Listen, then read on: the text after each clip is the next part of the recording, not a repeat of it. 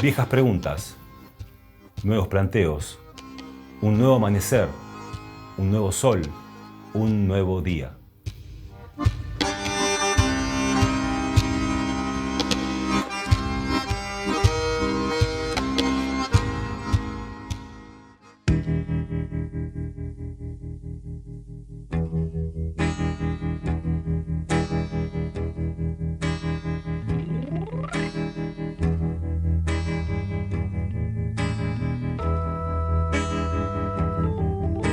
Tiempo antes de entrar al quirófano, días o tal vez semanas antes, los doctores fueron preparándola. Si todo sale bien, vas a sentir que nada volverá a ser igual. No vas a ser la misma persona, como volver a nacer. Lo que para algunos puede parecer un remanido juego de palabras, para otros puede representar la única esperanza a la cual aferrarse. Si para mantenerme con vida tengo que volver a nacer, pues claro que elijo volver a nacer. Y un trasplante es, sin lugar a dudas, sinónimo de esperanza.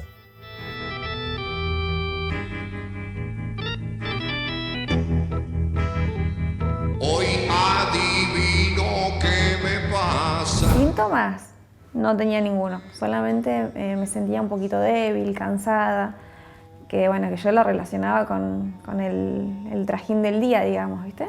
Mucho cansancio y debilidad. O sea, ya era un extremo que me dormía sentada.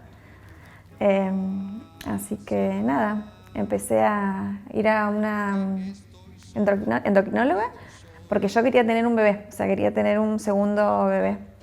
Y bueno, estábamos buscando y no llegaba nunca. Entonces yo dije, bueno, debe ser que tengo un problema de tiroides.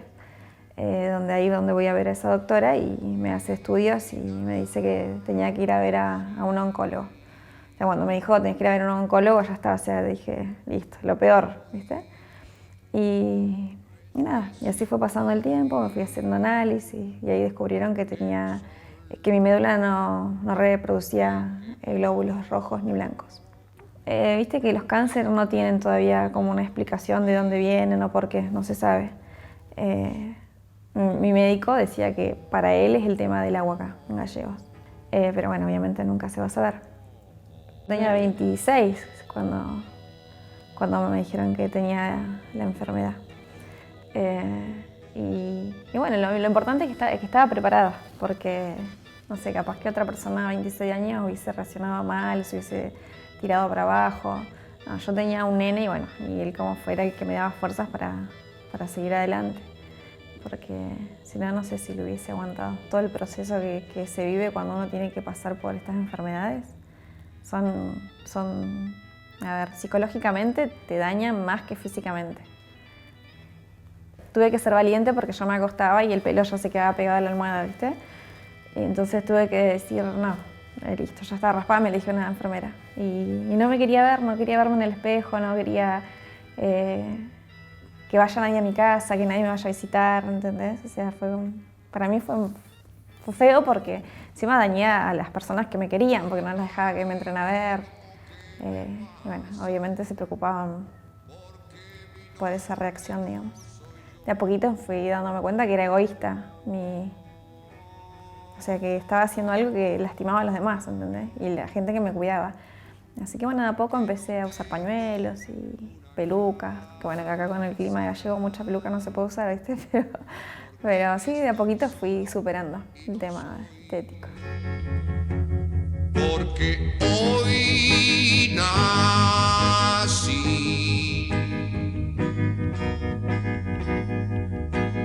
Hoy nací. Yo no quería saber nada, ¿entendés? Yo quería llegar al lugar, que me hagan lo que me tenían que hacer y listo. O sea, para mí yo quería que sea un sueño y que me despierte ya enseguida, ¿entendés? Y calculo que investigando, y eso es peor, porque, o sea, vos investigás y te informan cosas buenas como te informan cosas no tan buenas, ¿entendés? Y no quería saber si me iba a morir o no. O sea, yo sabía que tenía posibilidades de morirme, pero no quería saber más. Los tratamientos me estaban haciendo mal. O sea, ya me habían hecho tratamientos con varias drogas y no me funcionaba. Me destrozaba el hígado, digamos. En el proceso que estaba haciendo tratamientos, me quedé embarazada. Entonces ahí se atrasó todo un poco más. Encima fue una decisión re difícil porque yo no tenía glóbulos, no tenía sangre, digamos, y no podía tener un bebé, o sea, no me podía quedar embarazada. Entonces ahí me habían dicho que tenía que hacerme un raspaje, sacarme el bebé, qué sé yo. O era la vida del bebé o era la vida mía. Por suerte estaba bien de cabecita, o no sé qué pasó. Nada, decidí tener el bebé también, entonces eso atrasó un poco más el proceso. Seguí con el embarazo y yo estuve de 10, estuve re bien. Mi bebé nació bien, nació sanito. Le tuve que dar pecho hasta cierta edad nada más porque listo, yo no aguantaba más, mi cuerpo me tenía que ir a trasplantar sí o sí. Así que nada, esperé que naciera el bebé, que cumpliera 6 años y ahí me fui a trasplantar. Porque hoy nací. Creo que habían pasado un año nada más de que yo me habían dicho lo de la enfermedad y él ya estaba en lista de espera a través del INCUCAI. Él tenía que ser compatible conmigo 100%, porque de otra manera no prende la médula. O prende y te sirve para un cierto tiempo y después volvés a recaer.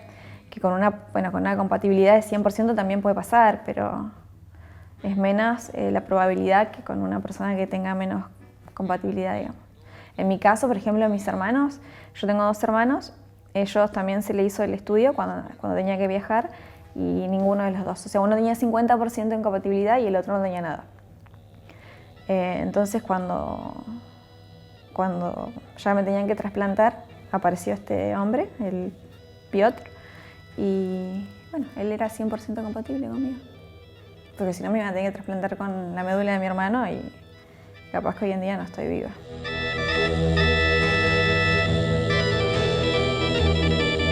Yo siempre trataba de mostrar que estaba bien, ¿entendés? Como para que ellos no estén tristes porque estaban todos muy bajoneados, ¿viste? Y lo que una persona enferma siempre trata de que los demás no sientan lástima, ¿entendés? Y yo por ahí tenía peleas con ellos porque yo sentía como que no me dejaban hacer nada, ¿viste? Como que no, ya no lo hago, o sea. Y esas cosas como por ahí que me molestaban, ¿entendés? Y llegaban por ahí a tener discusiones con mi pareja en ese momento. Para mí la persona que se fue a internar, a hospitalizar, no sé, está viva, pero no es la misma. Yo pienso que no soy la misma persona. Yo perdí muchos recuerdos también con el tema del trasplante, que capaz que mi forma de ser de hoy en día tiene que ver con eso también. Pero sí, no soy la misma persona, para nada. No tengo una casa. Siempre traté de enfocarme en la vida, siempre. Siempre tuve un pensamiento positivo y calculo que eso fue algo que me ayudó también. Nunca pensé, o sea, calculo que nunca caí que estaba enferma en realidad. Por eso se me hizo más fácil sobrellevarlo, porque para mí estaba todo bien. Para mí iban a pasar esos meses y me iba a ir a mi casa, ¿entendés? Y lo único que quería irme para ver a mis nenes. Entonces calculo que eso me daba más fuerza para seguir adelante y no decaer, porque yo estuve internada y la gente que estaba al lado mío, yo la veía y me asustaba, ¿entendés? Porque decía, uy, o sea, no quiero sentir lo mismo. Y por suerte, no. Estaba fuerte de mente, digamos. Me despertó. El proceso es, no sé si más cruel o menos cruel que estar anestesiada y que te hagan una cirugía, porque estás despierta, o sea, todo el proceso está despierta cuando te están trasplantando de médula. Me acuerdo que llegó la bolsita de médula en un avión, porque el donante es polaco, él vive en Varsovia, y la traían en una heladerita, viste como las de cuando uno se va de camping y lleva, bueno, ahí llegó. Y yo estaba acostada, o sea, y me dijeron, mira, te va a pasar esto, te va a pasar el otro, o sea, vas a empezar a temblar, puedes llegar a tener convulsiones. O sea, era como que yo estaba esperando que pase todo eso que me dijeron que, o sea, era como una incertidumbre, ¿viste? O sea, decir, o sea, ahora me va a pasar. Pero en realidad es una bolsita de médula ósea que te la pasan a través de la vena, digamos. Lo malo, obviamente, el proceso es sencillo, pero lo que va sintiendo el cuerpo va sintiendo como algo frío, algo ajeno, que no es tuyo a tu cuerpo, ¿entendés? Y bueno, y médicamente sí vas sintiendo, no sé, fiebre, chuchos de frío, no sé, capaz que son síntomas que me dieron a mí porque estaba muy nerviosa, dolor de cabeza, ganas de vomitar. Y cuando terminó todo fue como, más que nada, una sensación mía, decir, uy, ¿ahora qué va a pasar? ¿Va a prender la médula? ¿No va a prender? Porque encima antes los médicos te dan una serie de síntomas que te pueden llegar a dar. Por ejemplo, dijeron que se me podía lastimar la boca, que me iba a caer en carne viva, que me iba a agarrar fiebre, que me iba a agarrar brotes en la piel, ¿entendés? Y bueno, o sea, es como que te lo dicen de antemano y es como que después pasa, ¿viste? Si lo pensás, pasa. Entonces es como que yo estaba ahí, uy, ahora seguramente mañana voy a amanecer con la boca hecha pelota. Y no, por suerte estuvo todo bien. No tuve absolutamente nada, solamente fiebre. Solamente fiebre y nada. Y ganas de irme a mi casa tenía.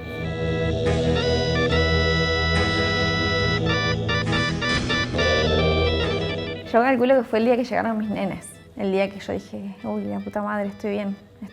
Porque fue el día que me dieron el alta. Yo estuve un mes y medio internada ahí. Nada, creo que en ese momento dije, sí, estoy bien. Zafé, digamos.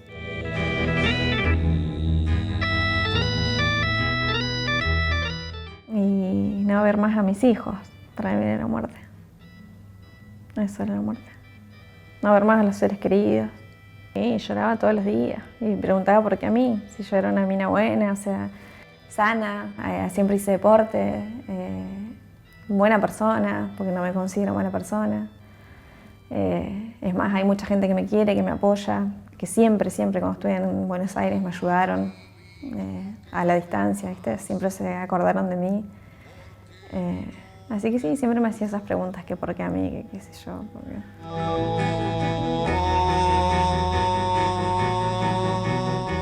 Para volver yo estaba feliz. Volvía sin pelo,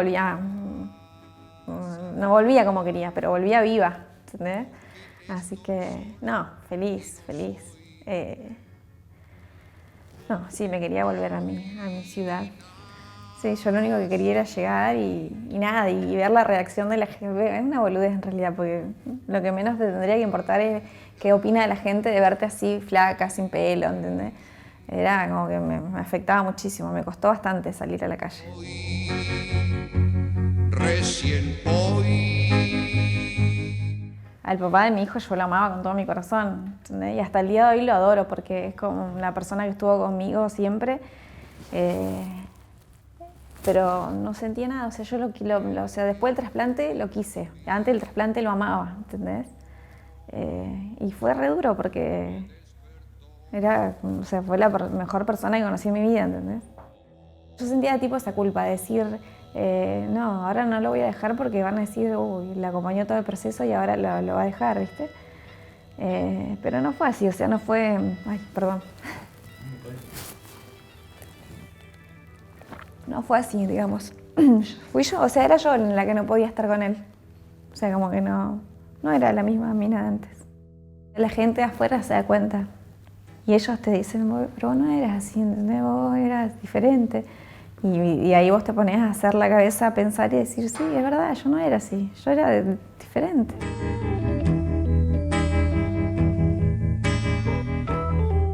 No, en su momento sí me generaba culpa, pero bueno, qué sé yo. Es mi segunda oportunidad de vivir y la voy a aprovechar como quiera. No, es más, en el hospital italiano, que fue donde me trasplantaron, teníamos una ayuda psicológica, llegaba una psicóloga todos los días, pero no, yo estaba bien, o sea, por eso te digo que yo capaz que jamás caí que estuve enferma. Porque no tengo una casa. A vivir la vida, pero a vivirla realmente, ¿entendés? En la pareja sí, por ahí vos decís, no voy a separar porque, no sé, por los nenes o por qué sé yo, lo que sea. Y después sí, o sea, estoy viviendo con alguien que no quiero, o sea, con alguien que no me hace feliz, ¿entendés? Y eso es quererse, y eso es salir adelante y...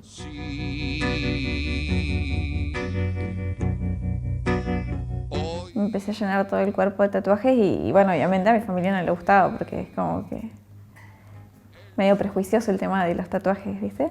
por ahí no era recomendable, o sea, que me haga tantos tatuajes, y qué sé yo. Pero bueno, ahí estamos el tema de vivir la vida. Sí, mira, sí, me cuidaba antes, hacía gimnasia, no tomaba, no me drogaba, no nada. No, por ejemplo, el más grande le gusta ser arquero, entonces unos guantecitos y el nombre de él. Y el otro chiquitito, como es más mamero, tenemos una carita de él, una mía y un corazoncito.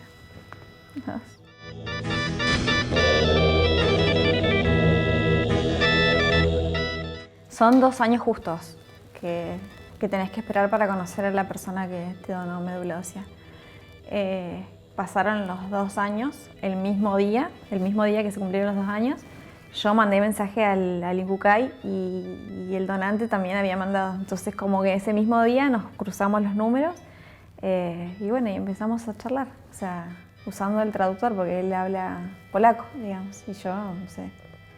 Él me mandó lo del tatuaje, que bueno, ahí como que me emocioné un montón porque no sabía quién era. Yo estaba re ansiosa, no sabía si era hombre, si era mujer, lo único que sabía que era polaco, nada más. Yo quería saber si era grande, si era, no sé, si era una persona chica, o sea, quería saber, estaba ansiosa. Y bueno, y el mismo día nos contactamos los dos, nos mandamos fotos, él me mandó fotos de su familia, yo le mandé fotos de la mía. Y una vez se dio la oportunidad de que vinieron unos amigos de él, de Varsovia, que son periodistas, y me hicieron una nota y bueno, y esa fue la única vez que pude hablar con él a través de videollamada porque los chicos me traducían lo que él me decía. Él lloró, o sea, nosotros prendimos la compu y él apareció en la pantalla y lo primero que hizo fue agarrarse la cabeza así y llorar, ¿entendés? Y a mí también me contagió la emoción. O sea, yo a él lo veo como si fuese un hermano, ¿entendés? Para mí es un hermano, para mí es un sentimiento de sangre, porque sí, le corre su sangre. Él se hizo la banderita de Polonia más grande y la de Argentina más chiquitita, entonces es como que Polonia le da un pedacito a Argentina. Y yo me lo hice al revés, o sea, como que Argentina recibe la parte de Polonia. Y el viento de los Si bien a mí no me gusta mucho cuando piden cadenas de oración porque es como, llega muy trágico, asusta más a la persona que está enferma y a las otras personas también, ¿viste?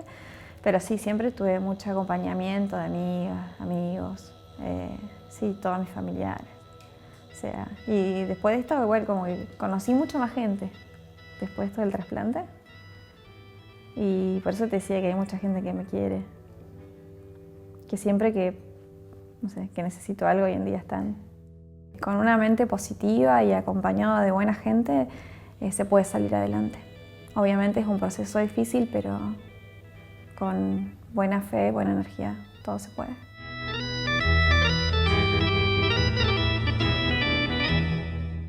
Sí, me gustaría que la gente de acá de Gallegos se concientice más en el tema del trasplante de médula ósea.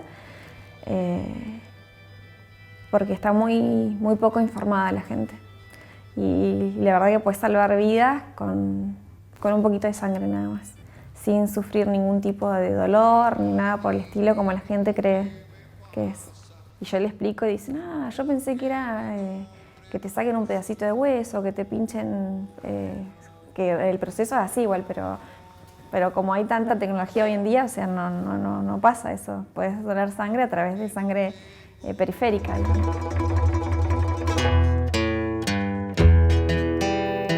Dicen que la rumbre de las justificaciones nace rota la esperanza y que la esperanza busca en el fondo quien la entienda.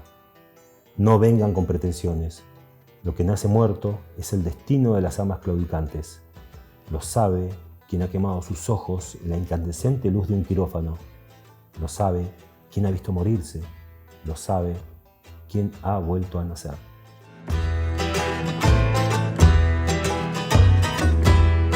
People are strange when you're a stranger. Faces look ugly when you're alone. Women seem wicked when you're unwanted. Streets are uneven when you're down. When you're strange, face come out of the rain. When you're strange.